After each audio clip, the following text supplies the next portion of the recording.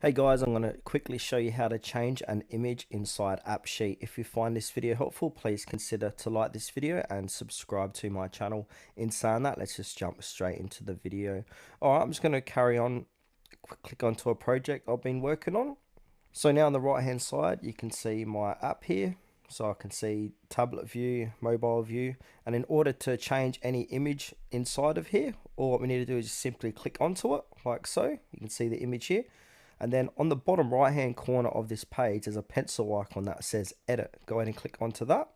We can change the task if we like and the image.